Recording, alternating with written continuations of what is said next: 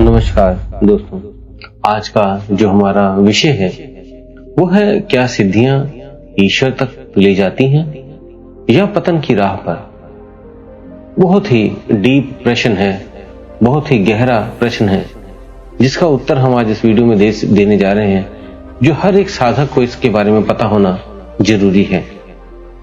चाहे वो भक्ति मार्ग में है, चाहे वो मंत्र जप करता हो, चाहे वो ध्यान करता हो, उन सभी के लिए ये वीडियो बहुत ही महत्वपूर्ण रहने वाली है। कभी आपने किसी साधु, योगी या सिद्ध पुरुष के बारे में सुना है जो हवा में उड़ जाता है, जो किसी के मन की बात जान लेता है, या जिसके एक इशारे से असंभव संभव हो जाता है? लोग कहते हैं वो सिद्ध पुरुष है, पर क्या ये सिद्धियां सच में ईश्वर तक ले जाती हैं या ये आत्मा के पतन की राह पर? आज हम इसी रहस्य का पर्दाफाश करेंगे। तैयार रहिए, क्योंकि जो बातें आज आप सुनने वाले हैं वो आपकी साधना की समझ को हमेशा के लिए बदल देगी। सिद्धियां क्या हैं? जब कोई साधक ध्यान, जप या योग में बहुत गहराई तक चला जाता है तो उसके भीतर ऊर्जा का प्रवाह बढ़ जाता है। तो वही ऊर्जा कुछ लोगों में शक्ति के रूप में प्रकट होती है। किसी को भविष्य दिखने लगता है, किसी के शब्द सत्य हो जाते हैं, किसी के पास आकर्षण की अद्भुत शक्ति आ जाती है। लोग कहते हैं वो ईश्वर के करीब पहुंच गया, पर असल में ये ईश्वर की मंजिल नहीं, बल्कि रास्ते की पहली परीक्षा होती है। महर्षि पतंजलि ने योग सूत्रों में चेतावनी दी थी, सिद्धियां साधक की सबसे बड़ी परीक्षा है, क्योंकि जब शक्ति आती है तो आपके साथ अहंकार भी सिर उठाता है। साधक सोचता है अब मैं कुछ खास हूं, अब मैं सब कुछ कर सकता हूं, और यही गिरावट शुरू होती है। ईश्वर से दूरी अहंकार से बढ़ती है और सिद्धियों से। अहंकार को जन्म देती है सिद्धियां। आपने देखा होगा कई योगियों ने सिद्धियां पाई, परंतु अंत में वे पतित हो गए। विश्वामित्र एक समय ब्रह्म ऋषि बनने चले थे, पर शक्ति और सौंदर्य के मोह में फंसकर कई बार गिरे। रावण, जिसने शास्त्रों का ज्ञान और असाधारण बल पाया, पर उसका अहंकार उसे लंका की राख में बदल गया। लेकिन देखिए हनुमान जी को, जिनके पास अनंत सिद्धियां थी, परंतु उन्होंने कभी मैं नहीं कहा, बस बोले राम कार्य के लिए आया हूं। यही कारण है कि वह सिद्धि होकर भी पतित नहीं हुए। सच्चे साधक की पहचान क्या है?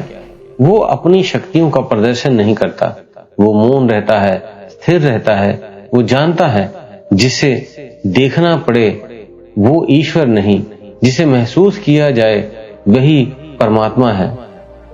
सिद्धियों का रास्ता भीड़ की ओर ले जाता है, पर ईश्वर का रास्ता अकेलेपन की ओर, जहां कोई प्रसन्नता नहीं, बस मौन और अनुभव है, मैं कुछ नहीं, सब वही है। अब सवाल उठता है, अगर सिद्धियां ईश्वर तक नहीं ले जाती तो फिर आती क्यों हैं? सिद्धियां आती हैं ताकि साधक को अपने भीतर की शक्ति का एहसास हो, लेकिन वो वहीं ना रुक जाए। अगर वो रुक गया तो वो शक्ति उसका बंधन बन जाती है। अगर वो पार चला गया तो वही शक्ति समर्पण में बदल जाती है।